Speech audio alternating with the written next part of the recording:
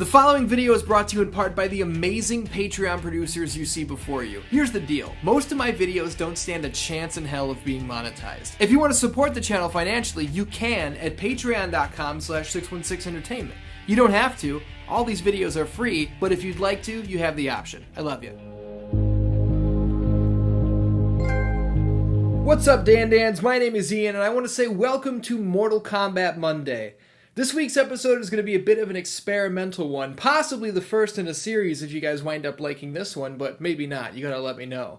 First things first, did you guys know that there was a Mortal Kombat novel that released in 1995 alongside the movie? My friend Handy Dandy Andy Jarek bought this book for $2 at a used bookstore earlier in the year. He read it, said it's terrible, and he gave it to me. So here's what I was thinking. Why don't we read this book together? I haven't jumped into it yet, and I was thinking, why don't I read it and make a bullshit audiobook for Mortal Kombat Monday? And if you guys like it, we can keep it going, but if not, I'll throw it in the fucking trash. I don't care. I must warn you, this is not by any means a shot-for-shot description of the 1995 film. It's almost 100% different, and contains original stories and non-canon revelations about the characters and their backgrounds. Check out this artwork that's tucked under the cover. So that's the deal this week, DanDans. We're going to try something new. I'm going to read the first few chapters of this book, and you guys are either going to laugh along at the bad writing and my bad reading, or you're going to leave a comment that says, please, no more novel episodes. Either way, we're experimenting here on Mortal Kombat Monday. We're trying new shit, and maybe we're going to have some fun. Oh, and go ahead and minimize this window now. This is going to be presented podcast/audiobook style. I'm not going to film myself reading a fucking book. That's ridiculous. But let's jump into it. Be aware, I'm going to stumble on my words sometimes, and I'm probably going to laugh at some of this writing. So you guys can laugh at my reading while we laugh at the writing together, okay? So the first page says the great tournament begins, and it's a little bit of an introduction. I have decided, Shang Tsung said, to, take the year off. I'm no longer young, Kung Lao, and felt it would be best for this year at least to let someone else fight on my behalf. The thundering grew louder as a great and hulking shape began to emerge from the darkness. It was vaguely human in form, but stood over 8 feet tall, and had, it appeared, not the usual complement of limbs, but more. The bronze-skinned entity roared, the uppermost of its 4 powerfully muscled arms thumping its great chest, the lower 2 reaching impatiently toward Kung Lao. The muscles of each of the 4 forearms strained against the iron wristbands by which it had been kept manacled, and every one of the 3 thick fingers on the 2 lower hands curled, aching for combat, spelled with a C. Shang Tsung's eyes gleamed wickedly. Kung Lao. What did his voice sound like? I don't remember what voice I did for him. Should I try to do, like, Cary Tagawa's voice from the movie, which was kind of just like a slow, monotone delivery? Kung Lao, I would like to introduce you to my champion. However, if you can speak hereafter, you are free to call him by his given name, Goro.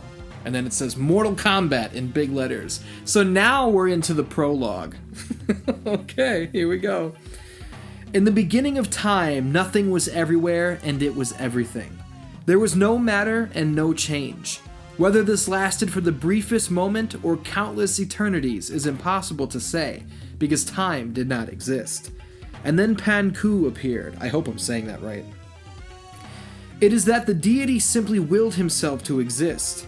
True or not, the birth of the god marked the beginning of all things physical, the start of growth and change and decay, the beginning of time. In what may have been an instant or an eon, Pan Ku himself grew strong and aged and died. That's horrible. That sentence is terrible. Pan Ku grew strong and aged and died. Upon the god's death, the parts of his body, like the patchwork children, came alive. Possessed of wills and spirits of their own, they loosed themselves from the whole. His left eye became the sun, his right eye the moon. Wrapped around his heart, which began to beat anew, his flesh transformed into the living earth, the rivers formed from his blood, and his hair became the forests, from the tallest trees to the laziest grasses. Pan Ku's dying breath encircled the globe of his skin and became the wind. His last mighty groan became the thunder. His great and noble soul settled... Take two. His great and noble soul settled in the vault of the heavens, took on form and substance, and became the supreme six-armed, four-legged god Tien. Simply by the act of thinking it, Tien created the other gods, and the gods, a gaggle of mighty and egotistic beings, soon became bored and created beings of the flesh of Pan-Ku. Their individual creative powers brought forth all manner of four-legged and winged and sea-going animals, creatures that fought and ate, loved and suffered, lived and died. But before very long, the simple routine and desires of the varied beast races? Take two. But before long, the simple routine and desires of the varied beast races failed to keep the gods entertained. And so they created people. I ran out of breath there. Some of the gods were merely amused and diverted by the antics of the complex, scurrying new creatures they'd wrought. What the fuck does that sentence say? This is the worst, audiobook ever. Some of the gods were merely amused and diverted by the antics of the complex, scurrying new creatures they'd wrought. Others found them compelling, for while their actions were very much like the animals that came before them, many had the will and desire to be different, more spiritual, more like the gods who had created them. From his place in the heavens, Tien looked with interest and compassion on the actions of newborn mankind.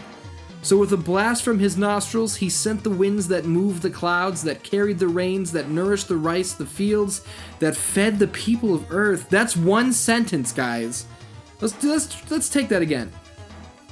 So with a blast from his nostrils, he sent the winds that moved the clouds, that carried the rains, that nourished the rice fields, that fed the people of earth. That's fucking terrible. And his human subjects revered him for this. Oh, there's humans now? I thought we only had fucking animals. Anyway. Seeking and finding the origin of the winds, a tale to be told another time, they declared Mount Ifukube in the region of Guangdong in southeastern China to be his holy mountain. I don't mean to make fun of that and laugh over it, it's just I don't know how to fucking pronounce it. Might as well be the Quangli region.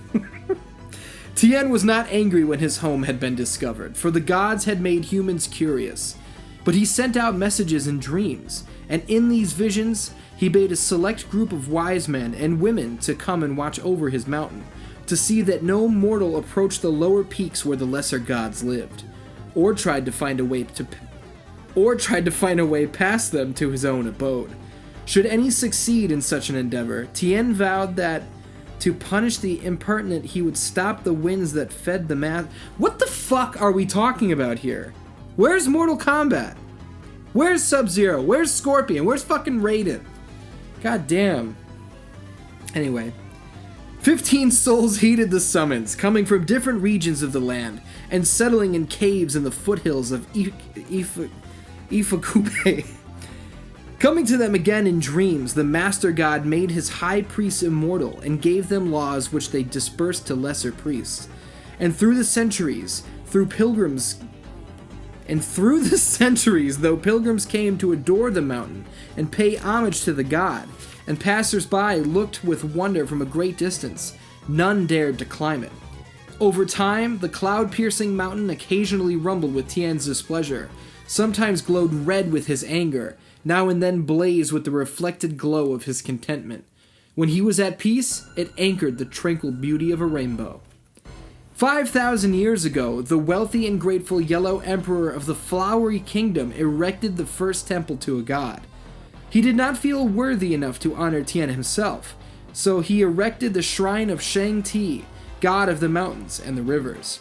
Soon, other rulers built temples to different gods, though never to Tien, and it became an unspoken law that, while Tien's 8-limbed form could be represented in clay and in ink, his face could never be rendered or even described in words.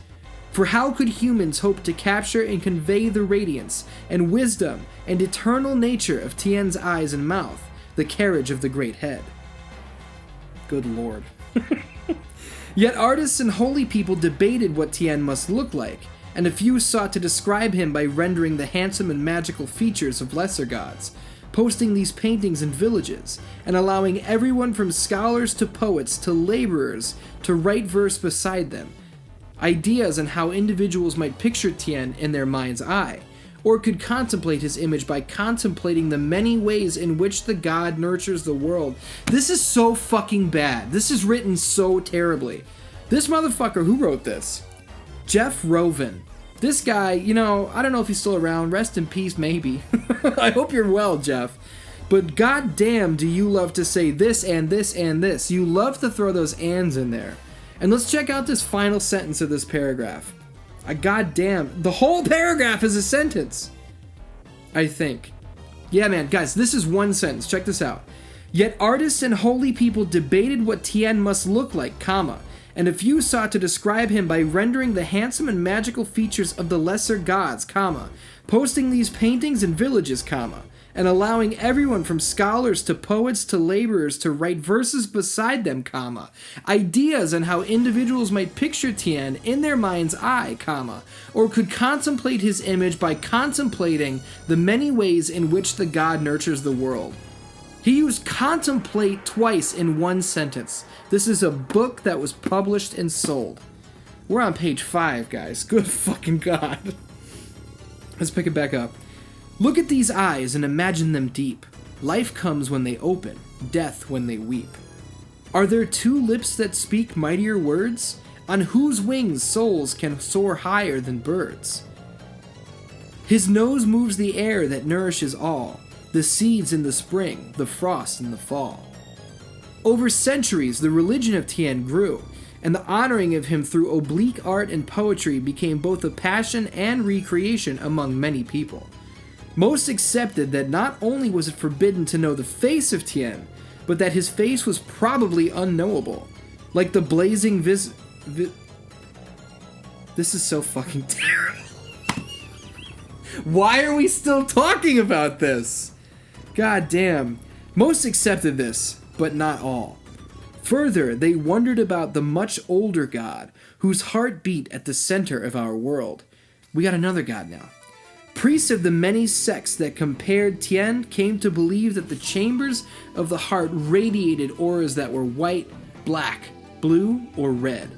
The blue chamber was the passage to our world. The white opened to the realm of Tien.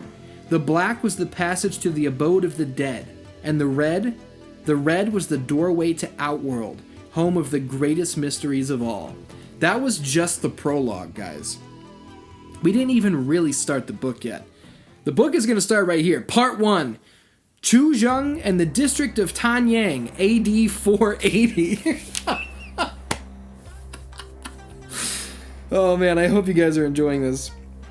Okay, I am seeing Kung Lao's name here on the first fucking, I guess first page. It's technically page 9. You guys gotta let me know in the comments, is this a good idea? Should I keep reading this book? Do you guys want to know how this ends? Because I'll keep doing it. Good God. Okay. But why must you do this? Chen wailed as she clutched her nephew's arm through the sleeve of his brown robe. Do you even know? Kung Lao's handsome features twisted unhappily. I do know, Aunt Chen, he said. He stopped walking toward the door of their bamboo hut and wormed his arm gently from shoulder to wrist in an effort to dislodge her. I go to learn. Would you also walk into the lake to learn how to drown? She asked, holding fast. Would you hurl yourself from the roof of the temple in Jackie Chan to discover you cannot fly? Is it really called Jackie Chan? That's... Okay, now this book is great. Kung Lao frowned. It isn't the same thing. I have seen people drown, and I know that I'm not a bird or a butterfly, but I have never seen a god. And you won't, she screamed. You'll die before you reach even the lowest ring of gods. How do you know, he asked, if no one has ever tried? The priests didn't die.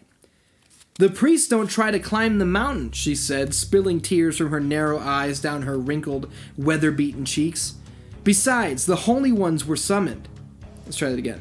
Besides, the holy ones were summoned. You were not.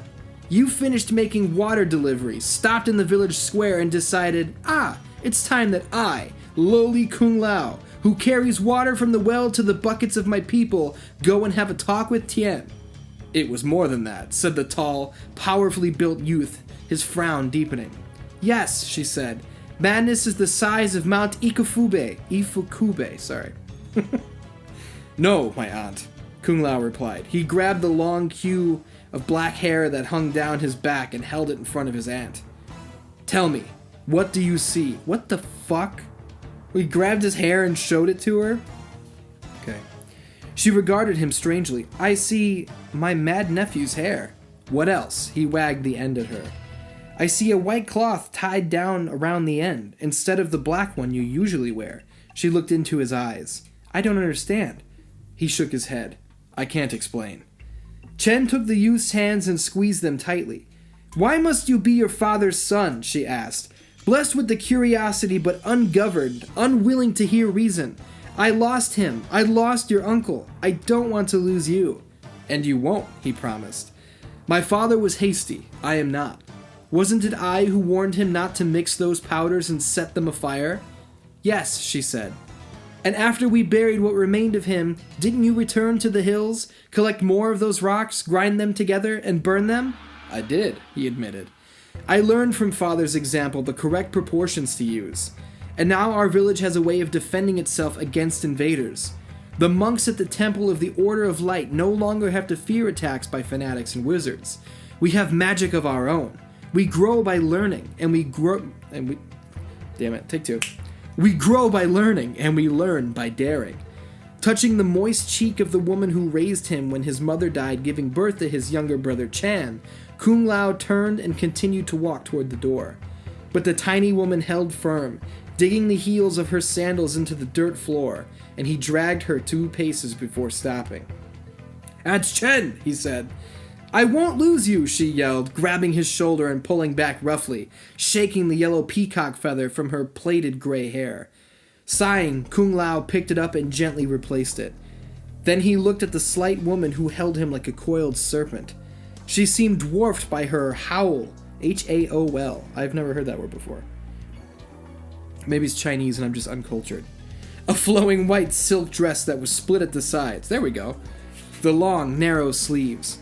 She always wore this, her wedding dress, on the anniversary of the murder of her husband, Paipu, a tax collector who was beaten to death in a town that did not wish to pay their Lord Prince. Sorry. The town was destroyed for its impertinence, though that did not bring Paipu back. Kung Lao had no desire to fight with her, least of all on this day, Take two. But what he had read in the village made him realize that the time for fear had come to an end, that it was the dawning of an era for mortals to do more than prostrate themselves at the altars of their gods, that it was time to do more than simply accept the myths and lore the monks at the Temple of the Order of Light handed out. At least talk to me, his aunt said. Tell me why you need to go there. Why can't you start this quest at the shrines of the other gods? If I tell you, Kung asked, will you let me go? I'll try to change your mind, she admitted. But if you talk, I promise, I won't grab you again. The young man considered her proposition, then nodded. Chen released Kung and he drew back his shoulders, pulling his long, brawny form to its full height. I am convicted, Aunt Chen, that Tien is one of the lesser gods. The woman's round face seemed to grow longer, like ink running in the rain. It was several seconds before she could speak. You are mad. And if the monks hear you, you will be resting beside your father before nightfall. I don't think so, said Kung Lao. I think I was chosen to know this. He looked out the open shutter into the bright, late morning sun and smiled, his white teeth appearing to glow amid the rosy hue of his full cheeks, his large, brown eyes smiling as well. At dawn, he said softly, almost reverently, when I had finished my work and went there... Let's try that again. When I had finished my work and went to see if there were any new verses in the square, I saw a clip of cloth that said, He cannot die, yet does not live, 'tis true. He is more than all, and all is Panku. What the fuck does that mean? Kung Lao regarded his aunt. Aunt, in my head, I look at that word, and I mentally hear the word aunt, but in real life, I just want to let you guys know, I say aunt. I'm from fucking Chicago, that's how we say it here. So if I switch back and forth, you know. Kung Lao regarded his aunt. Have you ever heard that name before? She shook her head. Neither have I, he said. But as I walked home, I realized that I would never rest until I knew who or what Panku is. Why? She asked. It might be anyone, anything. He cannot die, yet does not live. That could refer to those stone-like tree limbs people have found. Panku could be the name of the person who discovered them, or the village in which they were found. Perhaps the writer was saying that Tien is older than such petrified life. You're clever, Kung Lao smiled. But there's more to the story. Each morning, I meet the egg girl Li, and we sit and talk. Chen brightened. Li is interested in you? We are interested in one another, Kung Lao said with a trace of impatience. But that isn't the point. This morning, after I'd read that verse, I took her over to show her, and she couldn't see it. Why not? To her, the paper was simply a blank. She thought I was teasing her, so we called over Dr. Chow, who was returning from a call. He, too, saw only a blank slip, and said most emphatically that there was nothing on it. Dr. Chow... I need to take a sip of something, you know what I'm saying? My throat's getting dry. Dr. Chow drinks rice wine, but 2 people disagreed with you. I didn't smell any wine, Kung Lao said. But that isn't important. I didn't imagine the writing. It was there. Chen thought for a moment, then started toward the door. Take me to the square. I want to see this paper. There's no need, Kung Lao said. You've already seen it. She stopped and looked at him curiously. He dangled his cue in front of her again. The band, she said, and reached for the cloth that held his hair. She tugged it off, looked at one side of the forehead-sized fabric, then at the other, then at both again. I can't tell who's saying this. Okay, it's her. I didn't want to do the wrong voice. Li and Dr. Chow are right, she said. There's no writing on it. But there is, Kung Lao insisted, sweeping his fine, shoulder-length hair behind him. The way they describe Kung Lao, let me tell you, sounds pretty handsome. And I intend to find out what it means, and why no one else can see it. He gently removed the cloth from his aunt's hands and redid his cue. Chen looked at him with sad eyes. If you go, she said, I'll never see you again. Of course you will, Mother, he said, using the honorific... The honorific? Using the honorific that signaled his regard for her. I'll be back before the month is through.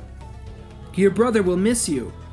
My brother, Kung Lao smiled, will be too busy building more of his bamboo and iron bridges across ravines and rivers to notice that I am gone. No, when he returns from the Yellow River, he will grieve and recover, Kung Lao said, when he begins to work on the canal at Hangzhou. This is so fucking boring. This is a boring book, guys. I like to read, but this is not my shit. Handy Danny Andy Jarek, my boy, bought me this book for like $2 at a used bookstore, and he was like, you need to read this shit. It's terrible.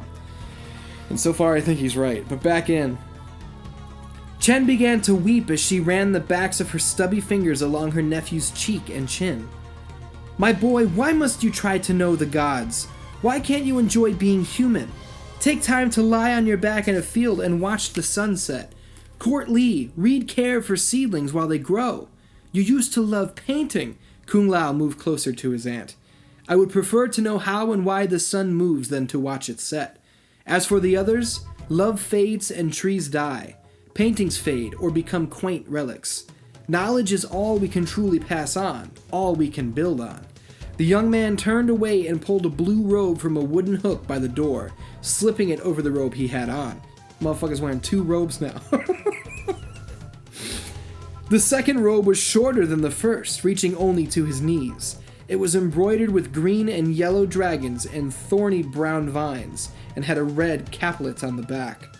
Kissing his aunt on the forehead, but avoiding looking into her eyes, Kung Lao bid her farewell. Then he turned and pushed open the bamboo door. It swung open on old leather hinges, and he stepped into the bright sunlight. You're wrong, Chen said, running to the doorway, tears rolling down her cheeks as she watched him go. Your father has been dead for 2 years, yet I love him as much as I ever did. Love survives, art inspires, and trees drop seeds to the earth to grow again. You will learn, my son, that I'm right. Kung Lao looked back at her and smiled again. Then that, too, is knowledge, Aunt Chen. One way or another, I will come back a wiser man. If you come back at all, Chen said.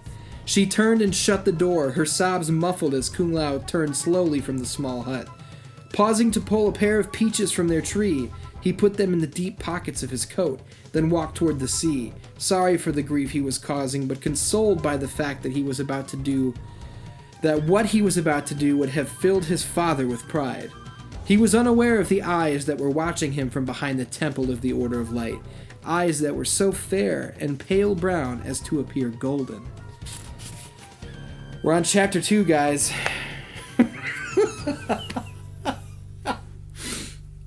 Why am I even recording this? I don't know if anybody's going to want to listen to this. Jesus Christ. Here's the deal, guys. I thought that the first part of reading this, I'd probably get through the first, 5, 6, 7 chapters. We're going on chapter 2 right now, and we're 25 minutes into this recording. And maybe it's because I'm stopping to talk, but good God. Again, you guys gotta let me know if you want me to keep going with this. I'll read this whole fucking book, man. I don't care. But I know this is more podcasty, and you guys come to YouTube to watch videos, so you gotta let me know. Alright, here we go. Chapter 2. The nation is called Shang-Chi. Where's Sub-Zero? The nation is called Chengku, the Central Nation, by its natives. It is also known as China, named after the dynastic family of Qin emperors who sought to unify the land and its inhabitants in 221 BC, succeeding where the leaders had failed, as far back as the Chu dynasty of 1000 BC and the Shang dynasty before them. Following the unification under Qin, China was ruled by the Han dynasty, for whom Kung Lao had little regard. They and their princes had discouraged so many of the advances made by the people under Qin, shutting the nation off from the rest of the world and what was happening there. China is so vast, their emissaries said, so rich in resources and people. What need have we of others? They were fools, Kung Lao told himself. But as he walked inland now, toward the west, across a plain spotted with patches of yellow and sand deposited by long ago flood. This is written so poorly. He had to admit the geography of his homeland was as verified as it was vast.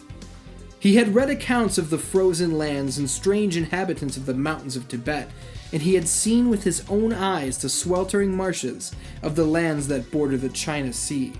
When he was a boy and his parents had moved to Shuzheng, they had traveled by the Sichuan basin of the Yangtze River and crossed the ranges by the Great Mountains, including the range of Mount Ifukube.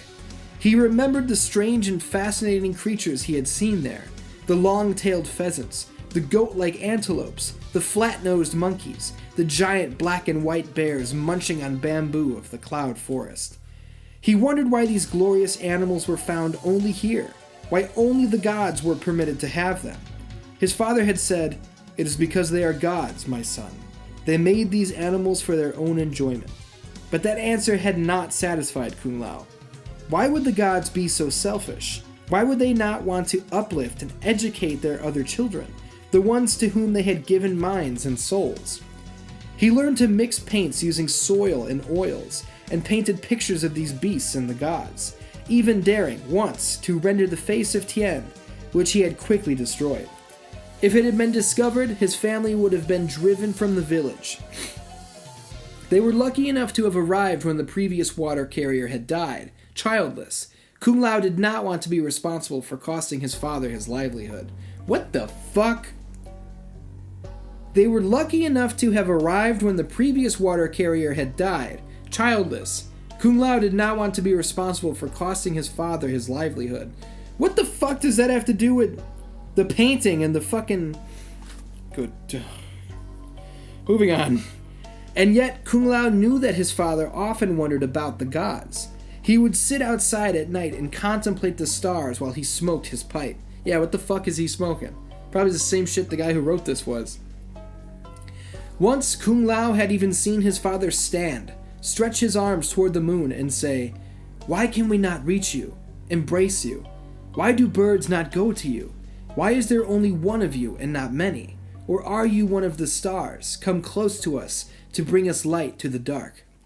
Sometimes the elder Lao kept company with a beggar, a man in black, tattered, wool and leather coat. That's literally how that's written. Kung Lao never saw his face or heard his voice, but would watch from the inside of the houses as the two shared a smoke at night. Or if there were fruit on the trees or vegetables in the ground, the elder Lao would give some to the man. Kung Lao never even knew what the two men talked about, nor did he ask. If his father had wanted him to know, he'd have told him. Kung Lao had never told his aunt the reasons he suspected his father had become obsessed with concussive powders. The boy had once seen a drawing his father had tucked away of boulders, boats, and chairs flying toward the skies on a ball of fire. The elder Lao wanted to go there. He wanted to find and harness a force that would allow him to soar free of the earth. You went about it your way, Kung Lao thought as he made his way toward the distant, dreamy foothills of the Ifukube range. I will go about it mine. Tired but unwilling to stop as the sun went down and day became night, Kung Lao picked up a branch lying at the base of a dead and solitary tree. He kicked off the brittle twigs with the toe of his sandal and used the limb as a walking stick as he continued ahead, toward the fast-fading glow in the west. And as he walked, the near golden eyes still watched him, not from behind him, but from a cliff well ahead. Whose fucking eyes are these? Are we thinking they're reptile or some shit? Chapter 3. Good lord. Caught in a dark and slashing rain on the night of the fourth day of his travels, Kung Lao leaned against the wet rocks of the hill. He laid his staff against the damp, mossy stone and shielded his eyes with his hands, peering around, looking for a niche or a tree or boulder that might provide him with shelter. But there was nothing on the muddy path in the low foothills, save for the sheer rock face to his left and the sloping, scrub-lined cliff to his right. Nor was there anything to eat. The peaches and a few wriggling grubs had gotten him through the first days, and he had managed to capture and cook a pheasant on the second, a molting, ancient thing that seemed to welcome the broken neck he gave it. So he ate an old-ass fucking bird. It was clearly a depressed bird, too, if it was welcoming the broken neck he gave it. A few berries were all he had on the third and fourth day, and now his energy was seriously lacking. He was hungry and didn't know which was worse, the stomach that crawled and called out to him, or the head that was light and didn't respond quickly enough when he called to it. He sighed and wrung out his long, black queue. If only it were just the hunger, he told himself, as he tried to focus on his surroundings.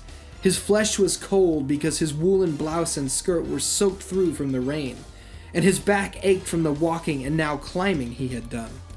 Though he was bound by tradition to mourn his father every day for 3 years, he knew that if he stopped to kneel now and pray, he would never get up again. Asking the elder Lao's forgiveness, he leaned against the cliff and, as the cold rain slashed against his face and lightning ripped the sky, he said a few words in his father's memory. It was written by the great philosopher and alchemist, Ko Hung, he said, not meeting with disaster. Let's take that again. Not meeting with disaster may be compared with the fate of birds and animals passed over by hunting parties, or of the grasses and trees that remain unburned when a big conflagration has passed their way. You were not among the lucky ones, father, and yet you were luckier than most, for you had a questioning mind and a seeker's soul. I will love and revere you always. Bowing his head to the north, toward his father's birthplace near Shenyang, Kung Lao stood for a moment in silence, then picked up his staff and decided to try and continue along this crude road. 25 pages in, about a half hour in, nothing cool has happened at all. God damn. Can you imagine if this was this is what the movie was? Because this fucking book is based around the movie. Okay, jumping back in. He wondered, what choice do I have, after all? There was nothing behind him, and there was still the promise of something ahead. if not the mysterious caves of the priests, then at least, perhaps, food or a fellow traveler or a hut or a stream. He had been filling his water pouch from the clean, crisp mountain water since he'd left, and if need be, he could use his robe to dry and snare a fish. Certainly a dip in the river couldn't make his clothing any wetter. He moved ahead, guided by flashes of lightning, stepping tentatively as he came to a muddy stretch, using his walking stick to feel the way before proceeding. He did not know how far he'd gone or how high he'd climbed when, suddenly, a cracking blast of lightning exploded before him, reverberating in his chest and illuminating a man on the rise ahead. Or was it a man? Kung Lao stopped. In the short glimpse he'd had, the figure had seemed larger by a head than any he'd ever seen, and his eyes shone gold beneath the brim of his conical straw hat. Oh fuck! Raiden is here. Finally, we might get a little something cool going on. I don't know what my Raiden voice is going to sound like, but we'll see. Here we go. Lightning flashed again and he saw the man more clearly. The figure stood with his arms at his side, his chin held high, his back erect and shoulders proud, the bearing of a nobleman. Or a god. The helm of his luminous white tunic and the loose folds of his white leggings rode in the wind. Try that again. The hem of his luminous white tunic and the loose folds of his white leggings rode the wind in gentle waves, and the long blue sash around his waist blew lightly beside him, twining in slow motion like weeds in the sea, somehow unaffected by the driving rain. The traveler wiped his rain-soaked eyes with the tattered sleeve of his blouse. Squinting ahead, he noticed that the now downpour didn't touch the man at all. Is the traveler Kung Lao? Why are we calling him the traveler all of a sudden? Because they make it sound like it's fucking Raiden who was wiping his eyes. Here we go. The rain seemed to evaporate as if it fell near him, or that, either that, or steam was rising somehow from the man himself. Kung Lao couldn't be sure. Lightning split the skies again, and, leaning on his staff, the traveler bowed slightly. As a peasant, he was accustomed to erring on the side of courtesy. He knew of farmers who had lost their heads for failing to acknowledge a man of rank or nobility. Yet that wasn't quite why he had bowed to this man. The figure commanded respect, and it was more than just the fine clothing and stature Kung Lao had seen in his brief, flashing glimpses. Even now, in the dark, Kung Lao could literally feel the man's presence, which was at once compelling, frightening, and strangely familiar. Kung Lao counted the time in heartbeats, and then in thunderclaps. The magnificent figure could not speak, and Kung Lao said nothing. He only stood with his head bowed, waiting as he shivered from the wind that whipped down the mountain path, his feet nearly numb from the cold mud that seeped around the leather straps of his sandals. Finally, the eyes of the majestic figure turned from a gold to a glowing, icy blue, and he spoke. Kung Lao, he said in a voice that was so resonant, but strangely ethereal, as though it rose from all directions at once. You will come with me. I feel like I should give him like a weird accent or something, but I won't. Water washed down the round, red cheeks of the young man as he gazed into the dark. Sir, said the youth. I almost said young youth. How is it that you know me? I've known you for many, many years, the voice declared. Where am I getting these fucking youngs from? I've known you for many years, the voice declared. I've watched you since you were a child. Lightning exploded behind the figure, and Kung Lao caught a brief glimpse of a shroud that was there, and then not there. A black wool cloak and a cowl fringed with leather. Even after all these years, Kung Lao recognized it, and he raised a trembling hand, pointing. The beggar! Your father was not the chosen one, he said. You were. You understood the duality of all things. I did, said Kung Lao. The great head nodded, and those bright, blue-white eyes seemed to pierce Kung Lao's soul. You once put your ear to a tree to try and hear the heartbeat of the earth. Do you remember, Kung Lao? I do, he said. That night, the sky was split by a single streak of lightning, which struck and destroyed the tree, and you were afraid. Yes, said Kung Lao, terribly. He was suddenly aware that the rain was stopping, though the cold darkness remained. To calm your fears, you began to think about the lightning bolt, the towering figure said, and you realized that the flash that destroyed the Take that again. And you realized the flash that destroyed also provided light. That there are two sides to everything. Darkness, light, fear, courage, life, death. A smile seemed to flash across the figure's strong jaw. Beggar, God. Kung Lao's thin eyebrows rose high. You are a... Even as Kung Lao spoke, the figure began to glow against the pitched sky, and was quickly enveloped by crackling puffs of white fire.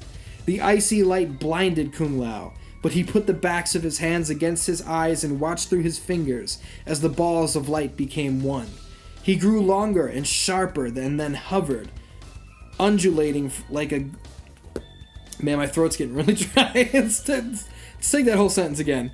The icy light blinded Kung Lao, but he put the backs of his hands against his eyes and watched through his fingers as the balls of light became one, and grew longer and sharper and then hovered, undulating like a gleaming snake, shoulder height from the ground.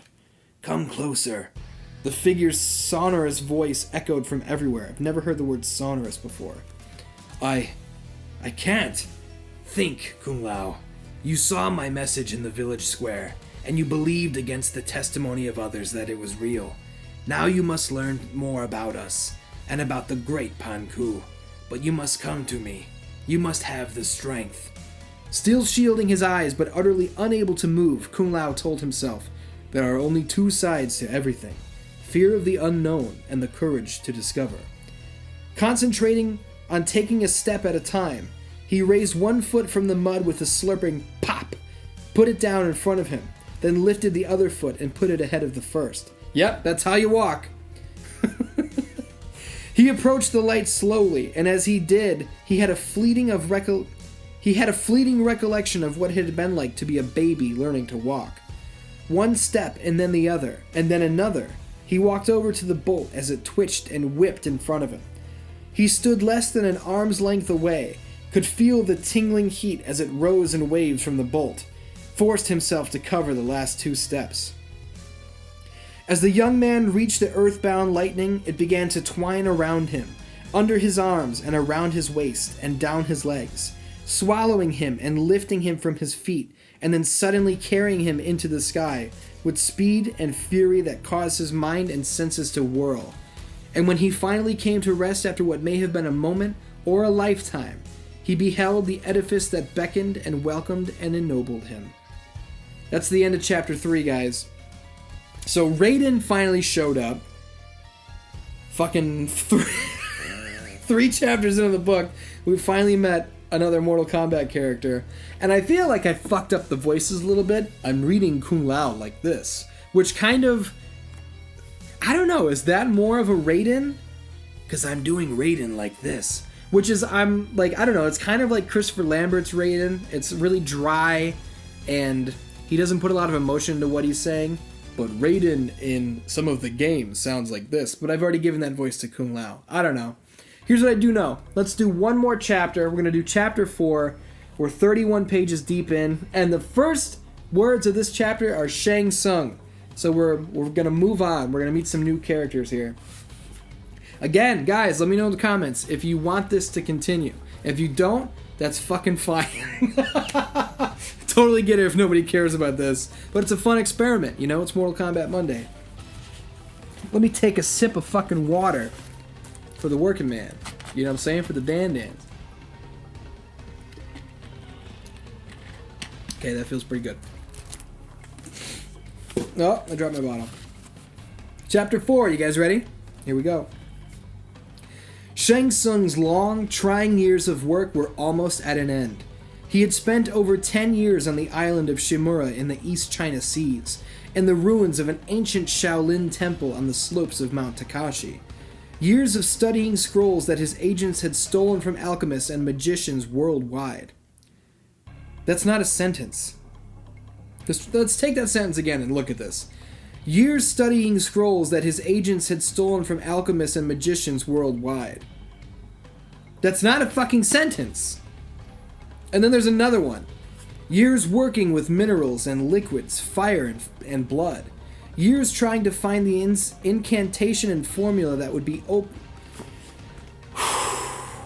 Was starting another chapter a mistake? I can't fucking read. I've become illiterate all of a sudden. Here we go. Let's just take that whole fucking... Let's take the whole chapter again. Shang Tsung's long, trying years of work were almost at an end. He had spent over 10 years on the islands of Shimura in the East China Seas, in the ruins of an ancient Shaolin temple on the slopes of Mount Takashi. Years studying scrolls that his agents had stolen from alchemists and magicians worldwide. Years working with minerals and liquids, fire and blood. Years trying to find the incantation and formula that would open the doorway between our world, the Mother Realm, and the Demon Realm, the Outworld. There were so many tales, so many myths, so much rumor. The 4th century BC Greek philosopher Jeancles had written in one scroll that the mortal world and dark reaches were formed when the goddess Gaia died, her body becoming our world and her evil, unborn children being flung into the cold void to create the dark reaches. That would correspond to the legend of Panku, though Shang Tsung had never read that Panku had been responsible for Outworld. So this next line is, could it be so? And what is my Shang Tsung voice going to be? I don't want to make it too similar to the other two, because this is audio and you guys need to differentiate them. I'm just going to read this and let's see what comes out of my mouth. The voice I was going to do was just Raiden. I don't know, man. I don't know why I can't just come up with a voice for Shang Tsung. Okay. I'm going to take that last sentence again and we'll just see what comes out of my mouth. Though Shang Tsung had never read that Panku had been responsible for Outworld. Could it be so? That's so similar to the Raiden voice. Maybe I should do it. I think I should do it Cary Tagawa style. The way... fuck. I kicked the gimmick. The way Shang Tsung was in the movie. Could it be so? That's very similar to Kung Lao. Whatever. Fuck it. We're gonna move on. He thought as he knelt on the dark, dirty marble floor of his laboratory. Shang Tsung continued to sprinkle a pouchful of black powder around him in a circle, a mixture which included the ground-up bones of the dead and the phosphorus powder from the walls of the caves of the idiot priests in the foothills of Mount Ifukube. Could it be, he wondered, that even the first and greatest god was subject to a yin and yang? That is almost exactly my Kung Lao voice.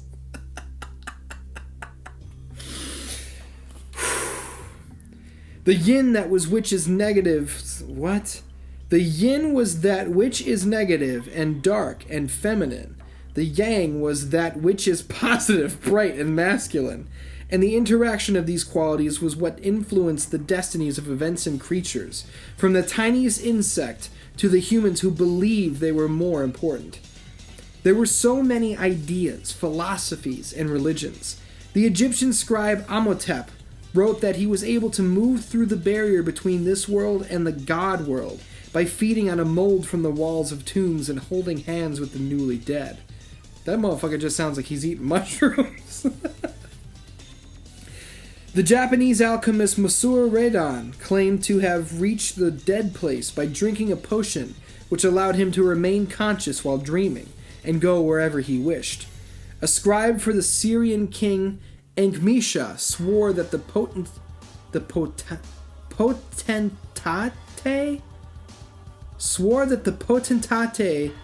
stood waist deep in a pool of blood from 7 different...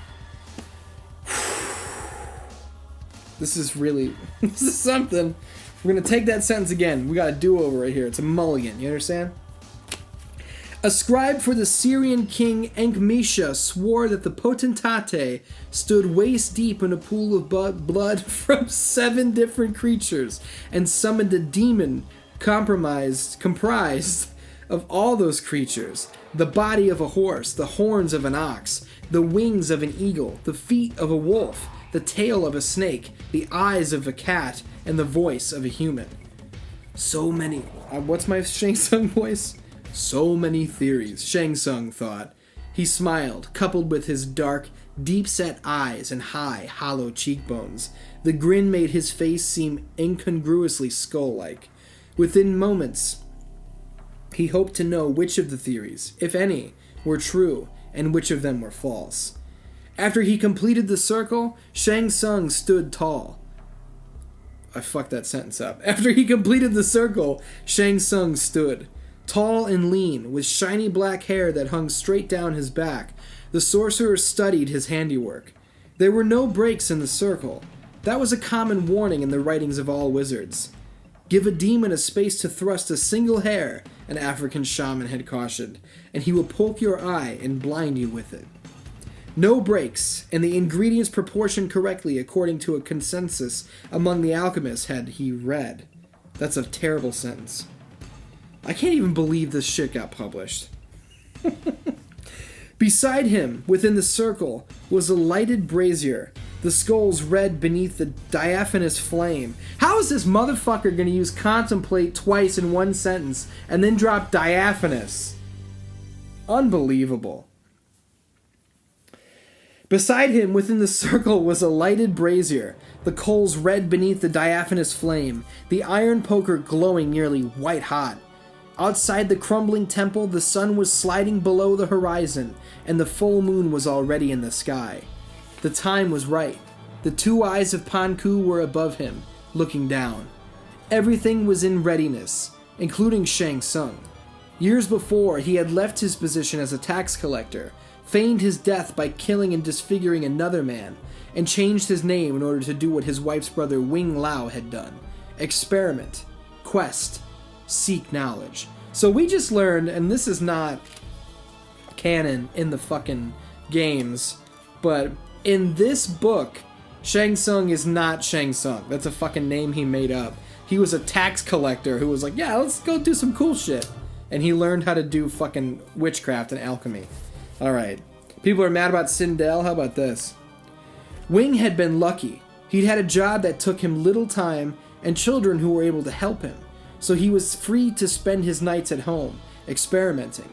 For as long as he could remember, Shang had tried to do the same, driven by his earliest memories, recollections of tormented dreams, of nightmares that told him to get up, to study, to explore, to understand. Visions of what seemed to be previous lives spent inhaling fumes of potions, poring over candlelit writings, digging in graves and killing for fresh souls. Now and then he had gotten to study ancient scrolls, visit distant temples, or spend time with herbs and minerals and roots, mixing them to see what they did. But when Wing was killed in an explosion, his misfortune was also Shang's misfortune. Wing's two sons were now orphans, and instead of turning the children over to the priests of the temple, Shang's wife insisted that they raise their nosy nephew Kung and his little brother Chan themselves. Oh shit. So in this book, Shang Tsung is the great Kung Lao's uncle. Shit's getting a little crazy here. Alright, let's get back in. Shang Tsung filled with his bile as he thought of what the bitter arguments they had over the boys. Not about money, for the children were nothing if not industrious, and continued to work as water carriers for the village. They argued about his research. Chen insisted that delving into the affairs of gods and the dead was not only dangerous for him, but was creating an unhealthy environment for the boys. Then, 5 years ago, just 2 months after Wing's death, she waited until her husband was out collecting taxes from the village of Amiko. While he was gone, she sold his tools and jars, powders and scrolls. Upon returning in the small hours of the night, Shang saw what she had done and left, stealing back the scrolls from the library at the temple, placing them in his cart, and riding until he came to the shore of the East China Sea. There, he bought a boat and sailed into an area perpetually concealed in mists. Though the fishermen of Zhejiang, I think I said that right, had warned him not to venture into the region, Let's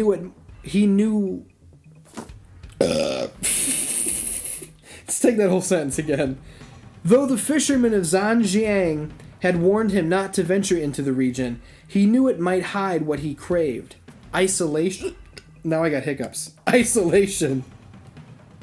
No responsible sailor would navigate into the mist, and superstition would keep the locals away. He had set sail late in the morning, and was late in the afternoon of the next day before hard rowing and mercifully cooperative currents carried Shang into the view of his new home. When he reached an almost supernaturally clear eye in the fog, the sun was already behind the central peak of the island, and the jagged mountains shadow threw the rest of the island into a deep, deep darkness.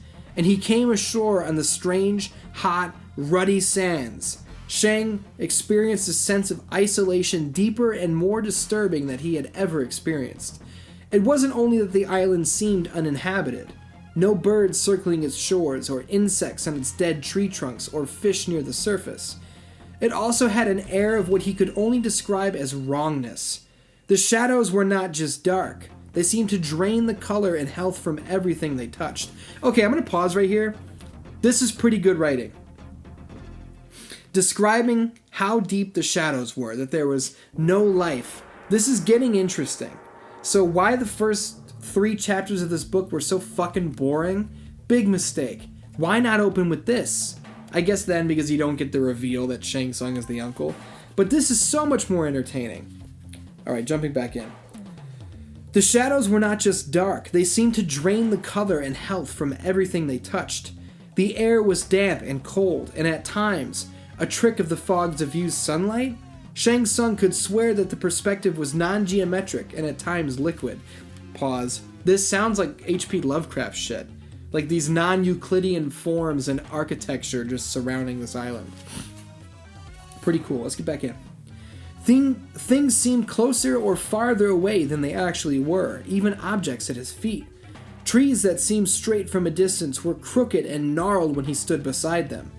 Rocks and cliffs that seemed lumpy and jagged from afar were smooth up close. Only in the ruins of the temple did lines and curves and spaces appear correct and accurate. It was as though the place had been built as a fortress, a spiritual bastion to fight some corrupt influence, though, from the condition of the place at the Zhou Dynasty style of architecture, the battle had obviously been lost or given up many centuries before.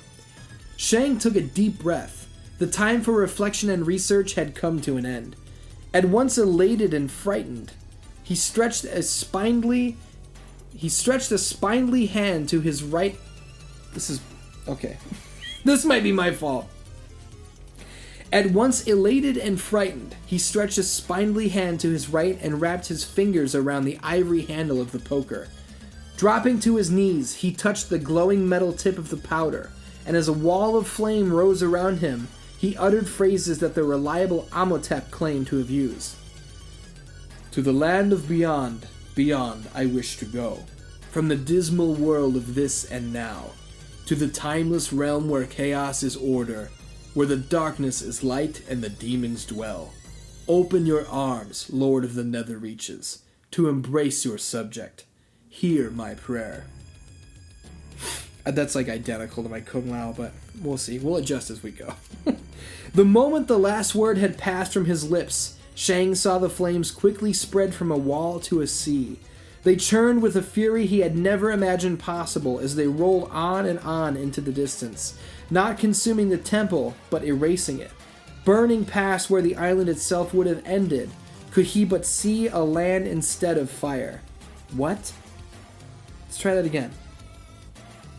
These sentences are so long, where does the sentence start? They churned with a fury he had never imagined possible as they rolled on and on into the distance, not consuming the temple, but erasing it. Burning past where the island itself would have ended, could he but see land instead of fire. Why are you getting all fucky with the fucking verbiage here? It's very simple, and then you get to could he but see. Come on. Within moments, the fire stretched not only as far as he could see, but as far as he could possibly imagine. And then Shang Tsung didn't just smell a rank, wet odor in his nostrils. He felt it. He felt a presence, looked up, and saw masses of yellow and red, clouds or mountains of it. And in the midst of them, somewhere far off, he saw a pair of white spheres that grew large and then disappeared, leaving only blackness above the flames. Holy Christ. That's the first 4 chapters of Mortal Kombat, the novel.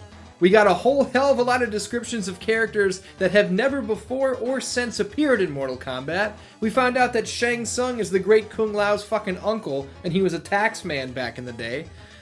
I don't know what to say about this one, guys. If you enjoyed it, let me know. Leave a comment saying, please, more novel episodes. If not, tell me, and I will fucking throw this thing away. It's as simple as that. I hope you guys had fun here on Mortal Kombat Monday. As always, I will see you next week.